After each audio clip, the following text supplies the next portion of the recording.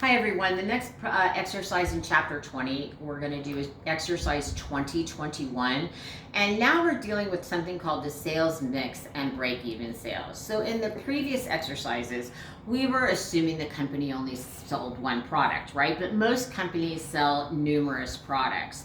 And the percentage that each product sells in the entire line of products is something called the sales mix. So let's say you have 3 products. One product might account for 60% of your sales, the second product might account for 20% of your sales, and then the third product would also account for 20% of your sales. So what we're looking at here is calculating out the break-even sales when there is a sales mix, more than one product that's being sold.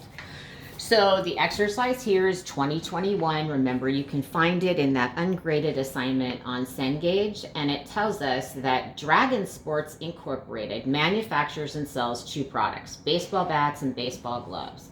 The fixed costs are $620,000 across the sales mix, and this sales mix is 40% bats, which means we sell 40% of the units we sell are bats, and 60% of the units that we sell are gloves. And then they give us the unit selling price and the unit variable cost for each product as follows. So the bats have a selling price of $90 and a variable cost of $50. And although you don't need it for this assignment, that would give you a contribution margin of $40 for the bats. The gloves are $105. What they sell for $65 is their variable cost. So they have a contribution margin of $40. So in the first part of the problem, they're going to have us compute the break-even sales in units for the overall enterprise product E. So as you go through the PowerPoints for this chapter or read through the textbooks, what we have to do is we have to take both products into account to kind of come up with the overall number of units that we need to sell of both the bats and the gloves, and then we'll make that into enterprise product E. All right, so as we're doing this, we're going to start out where first thing we have to do is we have to calculate out the unit selling price of E. And remember, it's a hypothetical product that's a combination of everything in there. So the first thing, remember, break-even point, we need to have our contribution margins, things like that. So in order to calculate the unit selling price of E, what we're going to do is we're going to take the selling price of the bats, which is $90, right? And they account for 40% of our sales, right? Of the units that we sell. So we're going to take 40% of 90, and we're going to add that to $105, which is the selling price of the gloves, times 60%.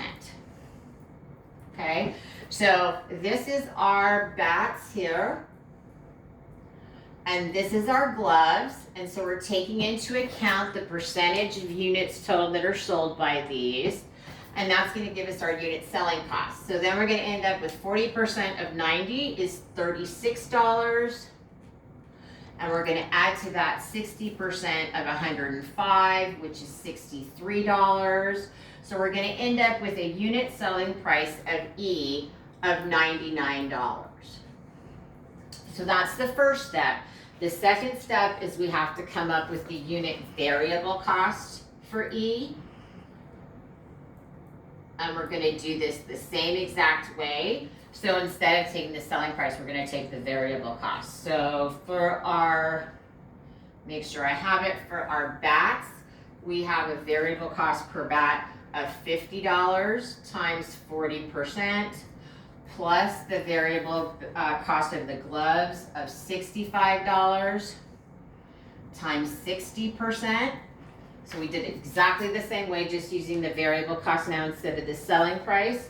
So 40% of 50 is $20, so we're going to have $20 plus 60% of 65 is $39. So that's going to get us a unit variable cost of E of $59, right? So we have that, and so now we can calculate out the unit contribution margin of E. and that's going to be the selling price of $99 minus the variable cost of E of $59. So we're going to get a contribution margin of $40 for E. So now we can calculate out our break-even points in units of E. So remember the break-even point in units of E, we're still going to use that same formula. So we're still going to use the fixed costs divided by our unit contribution margin. So our contribution margin of E, which we calculated at $59. The problem tells us that total fixed costs are $620,000. We've calculated at the $40 unit contribution margin. So that's going to tell us that the total units that we're going to need to sell are 15,500 units, which is great, right? So we have to sell, added together, a total of 15,500 bats and gloves. In B, though, it says how many units of each one of these products do we need to sell in order to break even at the 15,500 units. So this part is A. Here we're going to do B. And basically all we have to do here is we can calculate out if we're going to do our bats. So the total bats that we need to sell, bats to sell to reach the break-even point. It's 40% of our sales mix. So we're going to take the 15,500 units. We're going to multiply that by 40%, and that's going to tell us that the total bats that we have to sell are 6,200 bats. And then we've got gloves to sell. We're going to calculate out that the same way. We're going to do the 15,500 units. But now we're going to multiply it by 60%. And I would say you should always do the calculations instead of just relying on one or the other. That's going to give us 9,300 gloves. And if we add that together, that's going to give us 15,500 units so that we can break even. And that's how you will calculate your algorithmic exercise 20-21. Please email me with any questions.